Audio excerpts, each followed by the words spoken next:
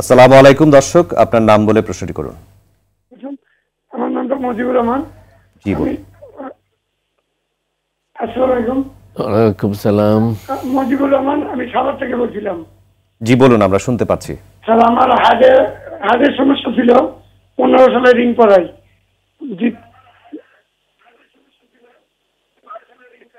দ্বিতীয় 19 সালে আবার বাইপাস সার্জারি করার পরে এই গত রমজানে, প্রথম রমজানে আমার মানে শ্বাস নিঃশ্বাসের সমস্যা হয়, মানে ঠান্ডার থেকে। ওই মুহূর্তে সারা ইলাম মেডিকেলে ভর্তি হই।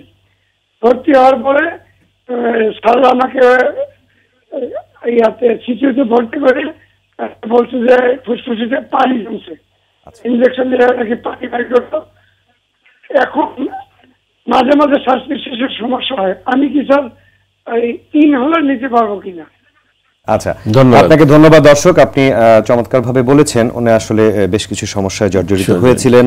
বাইপাস সার্জারি করা হয়েছে, ওনার ওপেন হার্ট সার্জারি করা হয়েছে, যেটি আপনি বলেছেন।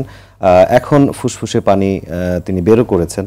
উনি যেভাবে জানতে চাইছেন ওনার জন্য সঠিক গাইডলাইন হচ্ছে। ভাই, আপনার সমস্যাটা তো মেইনলি হার্টের থেকেই হয়েছে। হার্ট যখন পাম্প কম করে তখনও কিন্তু দুই লাংসের মধ্যেই পানি জমা হতে পারে। এটা সাধারণত আমরা ডায়রেটিক্স মানে প্রস্রাবের মাধ্যমে, ওষুধের মাধ্যমে প্রস্রাব দিয়ে বের করে দিই পানিটা। হ্যাঁ, এর পাশাপাশি তো হার্টের চিকিৎসা চলবে। এর বাইরে যদি আপনার লাংসের সমস্যা থাকে, যেরকম আপনি সিগারেট খান কিনা, সিগারেট খেলে এসব পেশেন্টের সিওপিডি থাকে কমিটেন্ট, তাহলে আমরা সিওপিডি চিকিৎসা দেব। আর যদি আপনার আগে কোনো হিস্ট্রি থাকে অ্যাজমার, আপনার ফ্যামিলি হিস্ট্রি, অথবা এখন আমি একটু আগে বললাম লেট অনসেট হতে পারে, আপনার ব্যাপারে সেটা হয়েছে কিনা একটু অ্যাসেস করে তারপরে সিদ্ধান্ত নেওয়া উচিত। ইনহেলার নিতে পারবেন কিনা সেটাই হচ্ছে ওনার প্রশ্ন ছিল। আপনি নিতে পারেন ইনহেলার। আমি যে ইনহেলারগুলোর কথা বললাম ওইভাবে নিতে পারবেন। জি, ওনার জন্য যেটি প্রযোজ্য হবে অবশ্যই তিনি ইনহেলার নিতে পারবেন এবং সঠিকভাবে ব্যবহার উপযোগে ইনহেলার তাকে নিতে হবে।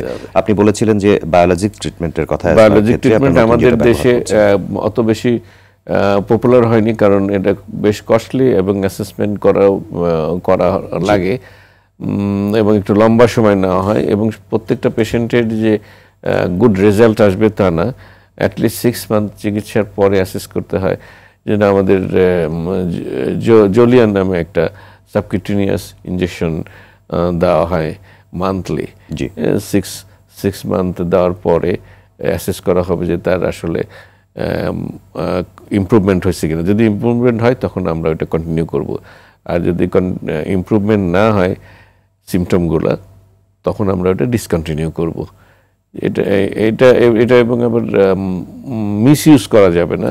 বুঝতে হবে যে আমার স্টেজ 4 পর্যন্ত ওষুধ মেডিসিন দিয়ে ফেলছি, তখন সে কন্ট্রোল নাই দেখেই আমার বায়োলজিক ট্রিটমেন্ট, কিন্তু আমি স্টেজ 1, 2, 3 দিয়ে দিলাম। অর্থাৎ প্রাথমিক অবস্থাতেই আপনারা বায়োলজিক ট্রিটমেন্টের পরামর্শ দিবেন না এবং সেটি করা হয় না, এবং সেটি এখন পর্যন্ত খুব বেশি পপুলার হয়নি, যেটি আপনি বললেন যে খুব বেশি কস্টলি।